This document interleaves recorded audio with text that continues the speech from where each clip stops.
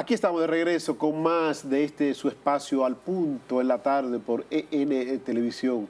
Y la huelga, los reclamos de los médicos, los profesionales de la salud en la República Dominicana no descansa. Las exigencias a la aseguradora de riesgo de salud ya se han extendido más que el servicio en los hospitales, en las clínicas privadas. También se ha ido a los servicios de salud en los hospitales. Algo lamentable que nuestros médicos tengan que acudir a este tipo de metodología, privando a aquellos menos pudientes del servicio de salud. Aquellos que acuden a los hospitales públicos a buscar mejoría a sus dolencias no merecen que se le niegue el servicio a la salud, porque la salud es el principal activo de un ser humano.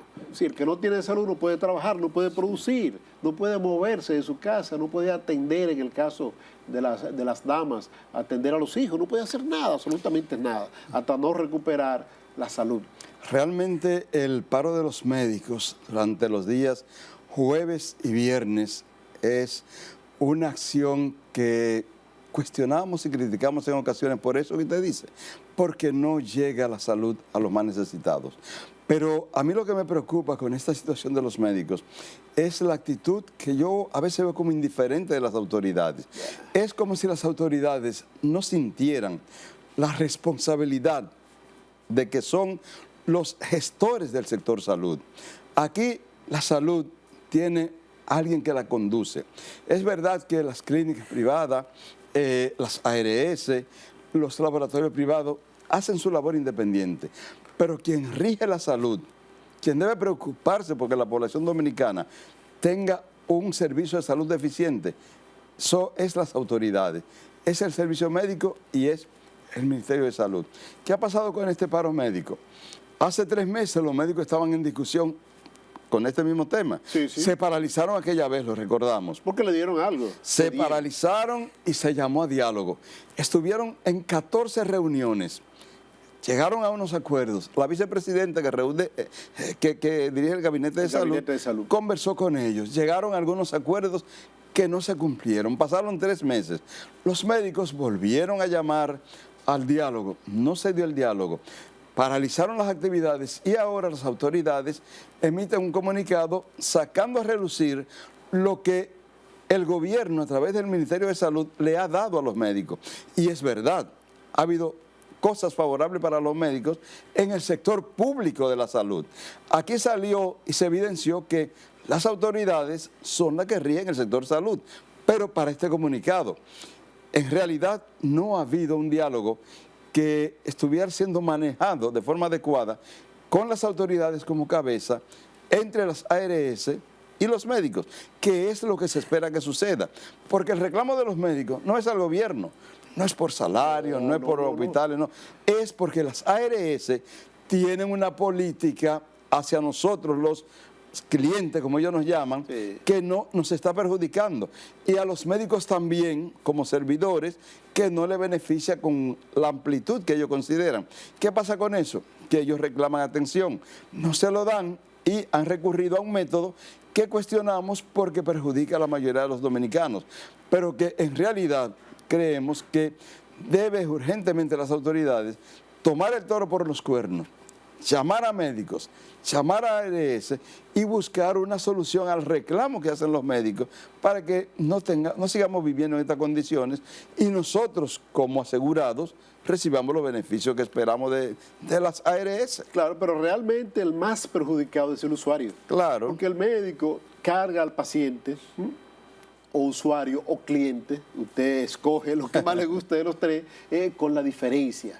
La diferencia la tiene que pagar. Usted va a un médico ahora mismo a consulta, el médico le cobra 2.000 pesos, 3.000 pesos de diferencia. A la ARS le carga con 500, 600 pesos, que es lo que pagan. Si las ARS le pagan a los médicos 1.000 pesos, 1.500 pesos por consulta, quizás el cargo, el copago, sería menor para el paciente. En vez de pagar 2.000 pesos de diferencia, pues quizá pagaría 1.000 pesos. Eso es. Quizá pagaría, porque yo recuerdo en el inicio, cuando se aplicó el seguro familiar de salud, la diferencia eran, creo que 200 pesos era que se pagaba, la diferencia al médico, y el médico lo recibía con mucha complacencia.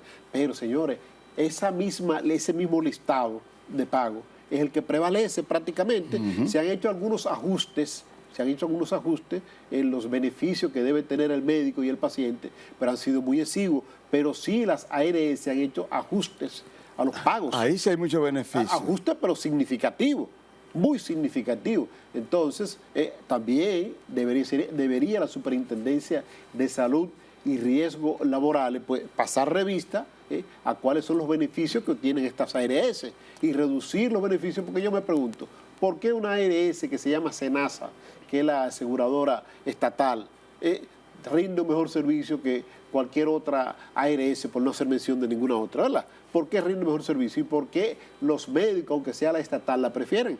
Claro. La prefieren porque le paga mejor al médico y le da más cobertura al usuario de ese servicio. Nadie quiere enfermarse, absolutamente nadie quiere enfermarse. El médico, bueno, le gusta atender pacientes, pero no quiere que nadie se enferme. No, y que se mueran menos. Y que se mueran mucho menos porque dejan de ser pacientes. El que se muere pasa a ser cliente de la funeraria y por un día nada más. Mientras tanto que el paciente, el enfermo, puede ser cliente o paciente por un tiempo. Entonces vamos a esperar esto que usted ha dicho, que el sector salud, que esté en manos del sector privado, valga la redundancia, porque el director del Servicio Nacional de Salud es un médico de poca experiencia en el servicio público. El director nacional, el ministro de Salud, el doctor Daniel Rivera, sabemos que es un empresario del sector salud y que no sabe qué experiencia existe o cómo viven los que acuden a buscar los servicios de salud pública. Bueno. Entonces vamos a esperar que se abra realmente el diálogo y que no solo sea diálogo, porque usted lo dijo, que sea hechos, que se hable con hechos, de que vamos a ver en los médicos, las ARS, bueno, han dicho en ocasiones que se necesita modificar la ley 8701 para poder, bueno, pero vamos a hacerlo. ¿Qué lo impide? Vamos a hacerlo entonces. Bueno, el problema es que lo que queremos es que esto no se repita. Los médicos están advirtiendo que luego de este paro de 48 horas podrían acudir a medidas más radicales. Y ahí nos estamos como asustando con eso, porque ¿qué sería más radical?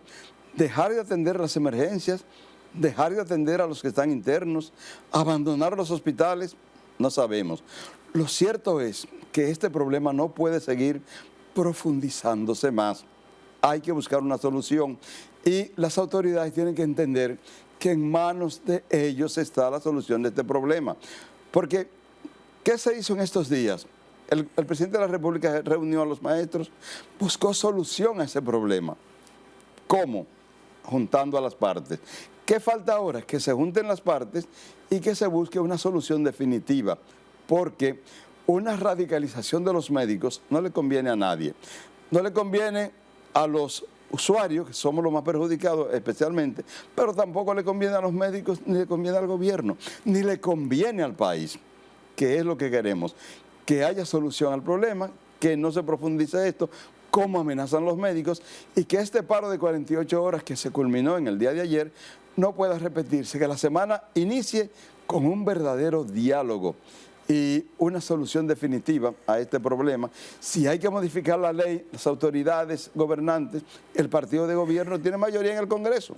Que se ponga lo mejor, lo más conveniente sobre la mesa, se discutan y se apruebe lo que haya que aprobar. Eso es lo más temido que hay. Hablar de modificación de la ley 8701, que es la ley de seguridad social, todo el mundo le teme a esto, porque toca intereses poderosos. Lo primero es lo de la AFP, aseguradora de fondos de pensiones, que nos hizo la campañita con la cual no estoy de acuerdo, de devolución del 30% de los ahorros, porque esto a fin de cuentas va a ser perjudicial para el trabajador, cuando se le reduce la cantidad de recursos que puede recibir por concepto de pensión, pero todo el mundo dejó eso stand-by. Cuando se habla de modificar las ARS, la ley 8701 para tocar las ARS, también ahí viene el receso. Lo único que no toca es la parte referente al IDOPRIL, que era la antigua aseguradora de riesgos laborales, porque es un monopolio, es la única, es única y es estatal.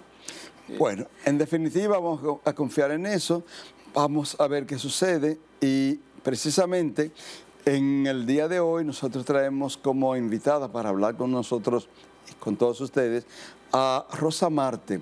Ella es bioanalista y en este problema de la medicina y la salud, las bioanalistas son fundamentales, son claves. Entonces, hay problemas en ese sector. Hay reclamos de los médicos, pero hay reclamos de las bioanalistas. Ella plantea eso, habla de las necesidades, habla del derecho que tienen las nacionalistas para un mejor trabajo, un mejor salario y mayores atenciones. Martina Espinal trae la entrevista del día de hoy con Rosa Marte y se la dejamos en Al Punto en la Tarde. Así es.